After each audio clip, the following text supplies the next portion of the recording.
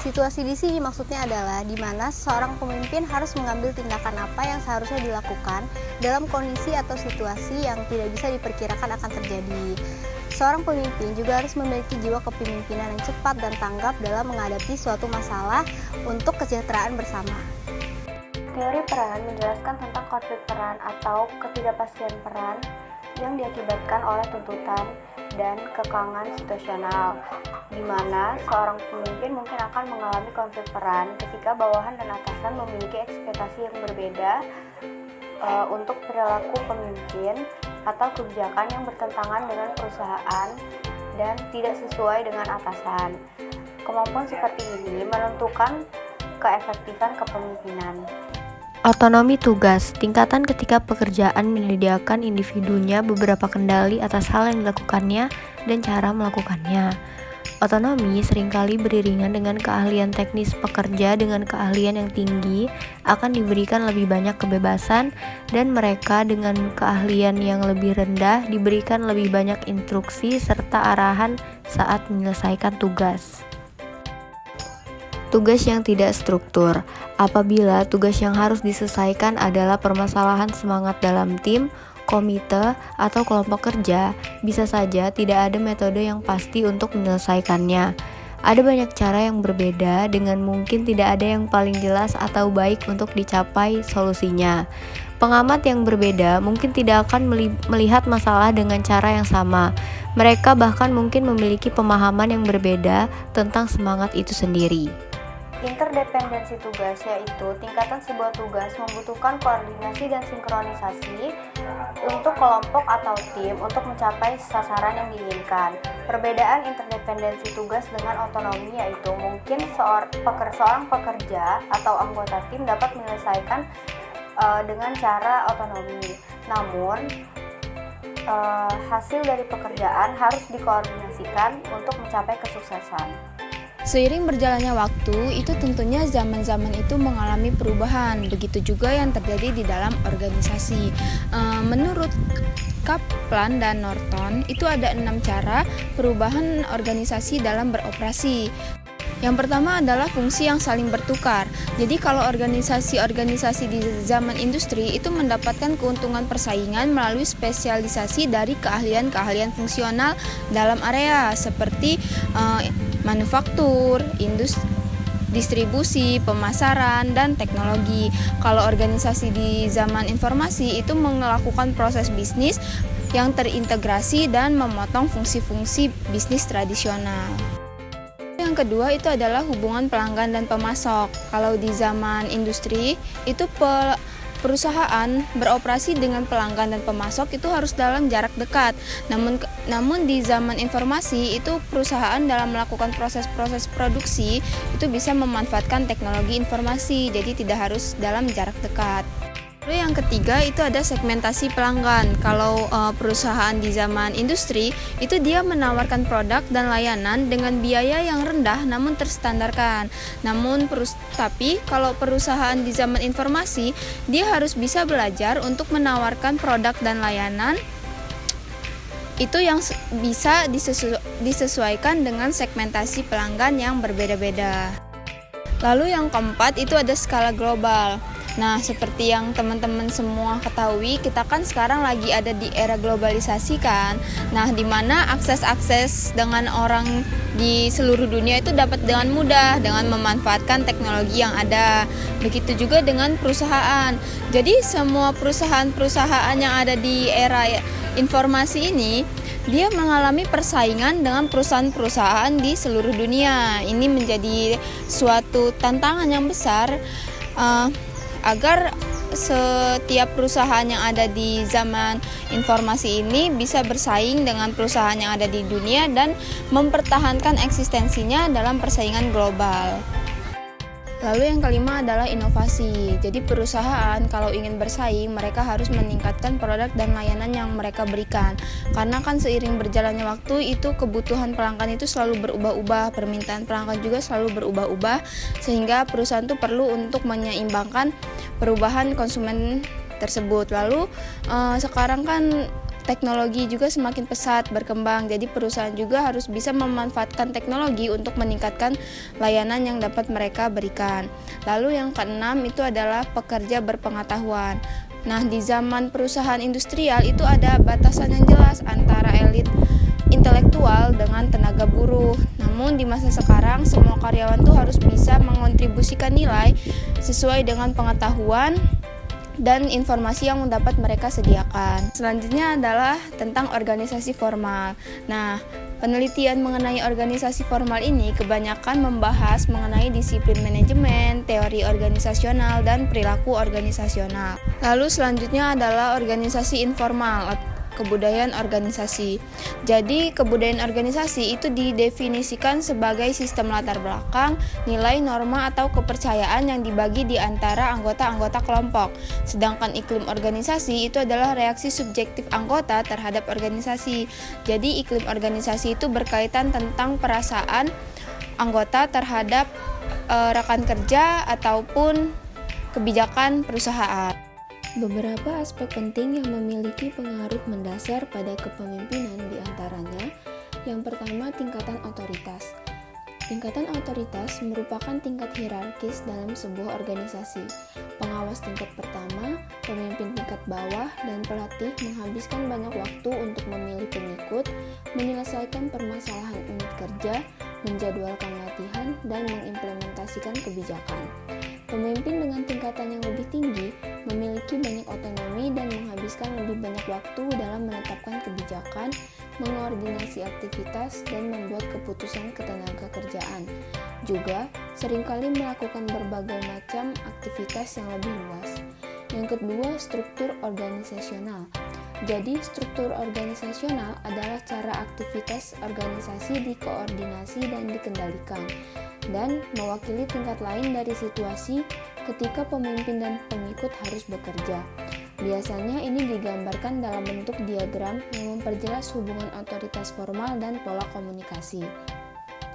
Dalam diagram organisasi, yang pertama ada kerumitan horizontal.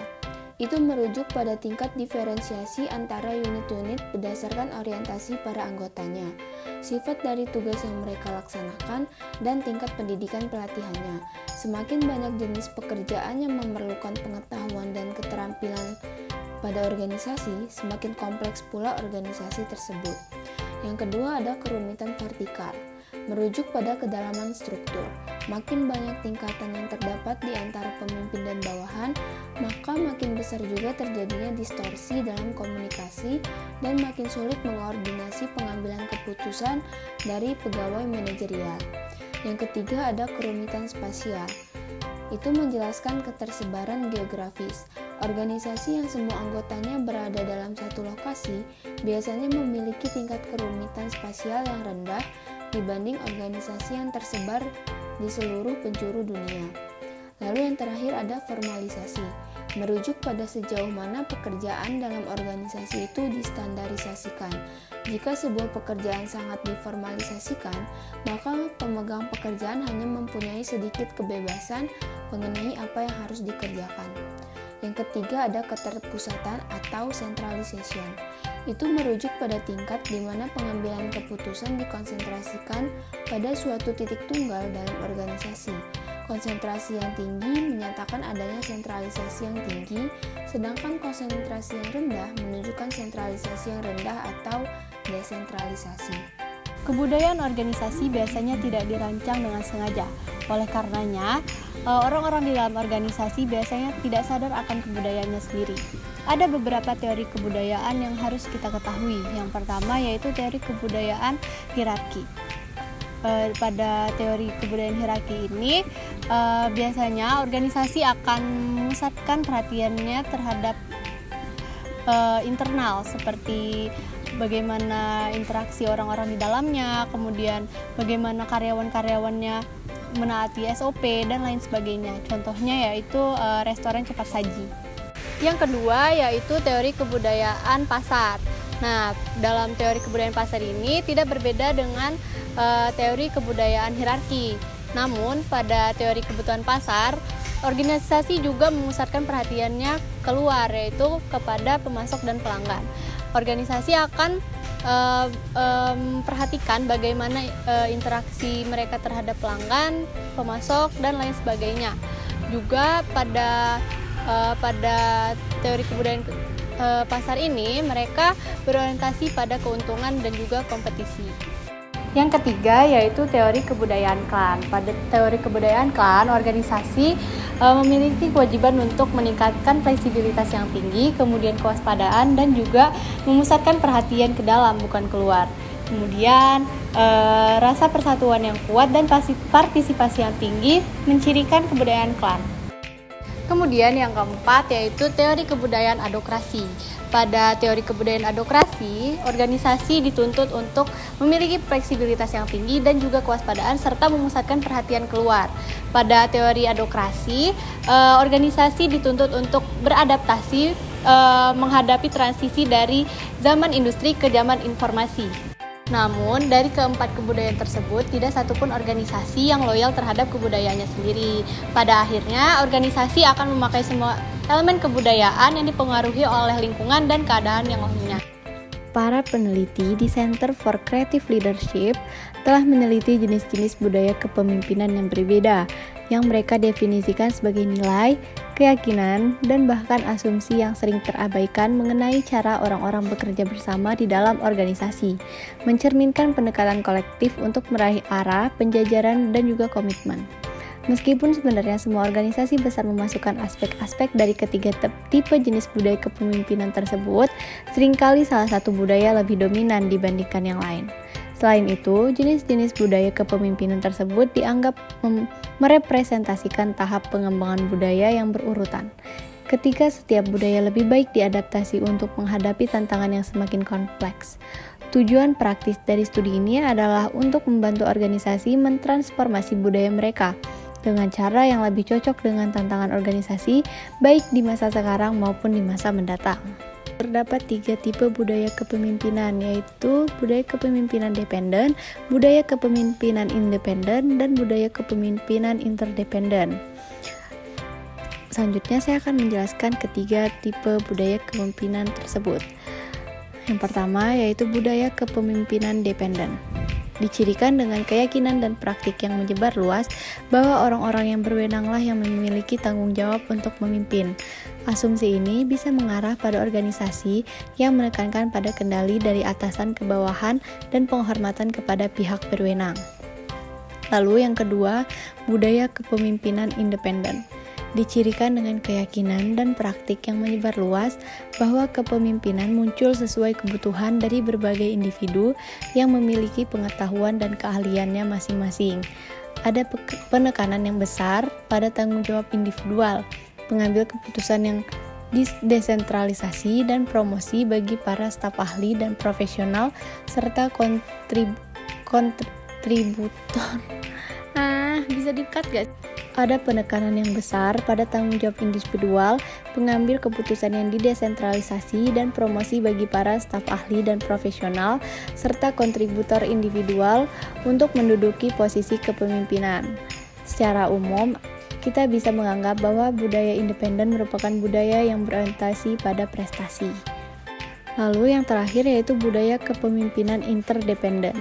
Dicirikan dengan keyakinan dan praktik yang menyebar luas bahwa kepemimpinan adalah aktivitas kolektif yang membutuhkan adanya proses penyelidikan dan pembelajaran yang timbal balik. Ada banyak dialog, kolaborasi, jaringan horizontal, penghargaan terhadap perbedaan, dan fokus pada proses belajar. Secara umum, kita dapat menganggap budaya interdependen sebagai budaya yang kolaboratif. Selanjutnya, kita dihadapkan dengan pertanyaan, apakah semua berubah lebih banyak dari sebelumnya? Salah satu aspek umum dari situasi yang mempengaruhi kepemimpinan adalah derajat perubahan yang sedang terjadi. Memimpin dalam situasi yang relatif stabil memberikan tantangan berbeda dibandingkan dengan memimpin pada situasi yang dinamis.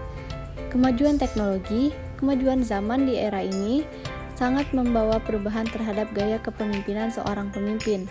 Sebagai contoh, ketika dahulu gaya kepemimpinan otoriter belum dapat diprotes oleh orang-orang, namun zaman sekarang pemimpin yang berlaku sewenang-wenang akan mudah dilaporkan dan diberi petisi oleh karyawan-karyawannya melalui sosial media. Selanjutnya, kita sering dihadapkan dengan pertanyaan, bagaimana sih memimpin dalam perbedaan kebudayaan-kebudayaan dalam masyarakat? Perbedaan kebudayaan dapat menciptakan tantangan yang cukup besar bagi komunikasi dan kerja sama tim. Seseorang yang dianggap efektif dalam satu masyarakat belum tentu dianggap efektif dalam masyarakat lainnya. Misalnya, cara memimpin di negara Jepang dan di Indonesia. Tentu gaya kepemimpinan kedua negara ini berbeda lantaran perbedaan kebudayaan dan juga lainnya. Pemimpin Jepang memberikan kebebasan terhadap karyawannya untuk mengambil keputusan, namun masih tetap bertanggung jawab sebagai advisornya. Sedangkan di Indonesia, pemimpin cenderung tidak bertanggung jawab dan lari meninggalkan masalah. Gaya kepemimpinan Indonesia pun yaitu autokrasi atau kekuasaan mutlak pada diri seorang pemimpinnya. Tentunya hal itu sangat menjadi tantangan dalam memimpin sebuah organisasi yang berbeda kebudayaannya. Kepemimpinan global. Globalisasi memberikan implikasi pada kepemimpinan. Tanpa pemimpin global yang kompeten, kesalahpahaman dan konflik akan terjadi ketika orang dari budaya yang berbeda saling bekerja bersama. Pemikiran, kepribadian, prinsip, dan budaya dari negara satu tentu berbeda dengan negara lainnya. Hal inilah yang perlu diperhatikan oleh para pemimpin global. Mereka harus memahami dan menempatkan diri terhadap situasi global tersebut. Kebudayaan masyarakat merupakan sifat dari keseluruhan cara hidup anggota dalam suatu masyarakat tertentu. Kebudayaan berbeda antara satu dan lainnya, sama seperti individu berbeda antara satu dan lainnya. Misalnya saat orang Indonesia mengunjungi Thailand dan melihat kebiasaan para pria Thailand yang bergandengan tangan di tempat umum. Tentu orang Indonesia akan memberikan atau bereaksi negatif terhadap hal tersebut.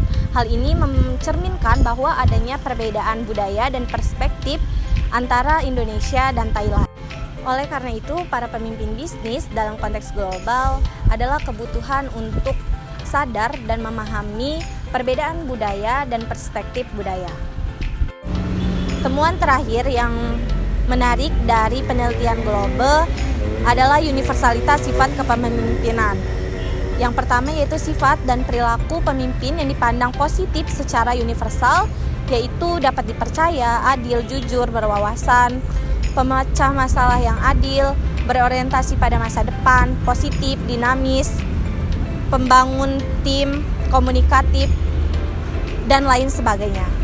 Sifat dan perilaku pemimpin yang dipandang negatif secara universal, yaitu penyendiri, asosial, tidak bisa bekerja sama, mudah tersinggung, tidak eksplisit, egois, kejam, diktator, dan lain sebagainya. Kemudian yang terakhir, sifat dan perilaku pemimpin yang dinilai tergantung pada budayanya, yaitu ambisius, hati-hati, independen, individualistis, mendominasi, logis, teratur, sensitif, formal, dan lain-lain. Penelitian global. Global adalah akronim untuk program penelitian yang disebut Global Leadership and Organization Behavior Effectiveness Research Program, atau program penelitian kepemimpinan global dan keefektifan perilaku organisasi, yang merupakan penelitian kepemimpinan dan budaya yang paling komprehensif yang pernah dilakukan. melibatkan data yang dikumpulkan lebih dari 17.000 manajer yang mewakili 950 perusahaan di 62 negara. Hosfeld merupakan salah satu pionir dalam penelitian kepercayaan dan budaya. Karya terbesarnya memberikan beberapa akar awal bagi penelitian global. Terdapat beberapa dimensi dari penelitian global. Yang pertama, orientasi masa depan, yaitu derajat ketika seorang individu dalam organisasi atau masyarakat ikut serta dalam perilaku yang berorientasi masa depan seperti membuat rencana dan berinvestasi di masa depan. Yang kedua, kolektivisme individualisme, yaitu derajat ketika seorang individu mengekspresikan kebanggaan, kesetiaan, dan rasa kesatuan dalam organisasi, keluarga, atau kelompok kecil lainnya. Inti model konseptual dari penelitian global adalah teori kepemimpinan implisit, di mana teori ini menyatakan bahwa setiap individu memiliki keyakinan dan asumsi implisit tentang sifat dan perilaku yang membedakan pemimpin dengan pengikut, pemimpin efektif dengan yang tidak efektif, dan pemimpin yang bermoral dengan pemimpin yang tidak bermoral. Kemudian terdapat 6 dimensi untuk mengukur cultural endorse implicit theory of leadership atau teori implisit kepemimpinan yang didukung budaya. Pertama, kepemimpinan karismatik atau berdasarkan nilai, mencerminkan kemampuan untuk menginspirasi, memotivasi, dan mengharapkan performa yang tinggi dari orang lain yang berdasarkan pada nilai inti yang teguh dipegang. Yang kedua, kepemimpinan berorientasi tim, menekankan pada pembangunan tim yang efektif dan implementasi dari tujuan atau sasaran bersama di antara anggota tim.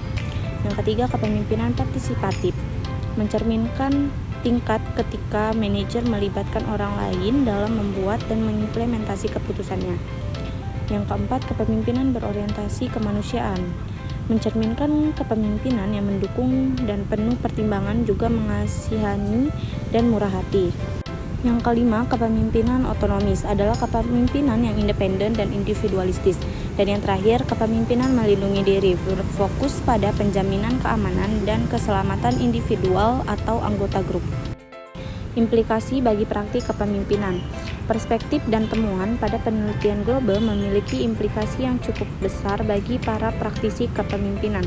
Praktisi kepemimpinan harus siap menghadapi berbagai tantangan pada sistem etika, nilai, dan sikap mereka sendiri selama karirnya, di mana nilai seringkali menjadi sumber konflik interpersonal. Meningkatnya konflik interpersonal mengharuskan baik pemimpin maupun pengikut disarankan untuk meminimalkan konflik dan ketegangan yang sering disandingkan pada perbedaan nilai. Pemimpin khususnya memiliki tanggung jawab untuk tidak membiarkan nilai-nilai pribadi mereka mengganggu hubungan antara atasan dan bawahan yang profesional, kecuali konfliknya menyebar ke masalah yang jelas berhubungan dengan pekerjaan dan organisasi. Meningkatnya konflik interpersonal mengharuskan baik pemimpin maupun pengikut disarankan untuk meminimalkan konflik dan ketegangan yang sering disandingkan pada perbedaan nilai. Pemimpin khususnya memiliki tanggung jawab untuk tidak membiarkan nilai-nilai pribadi mereka mengganggu hubungan antara atasan dan bawahan.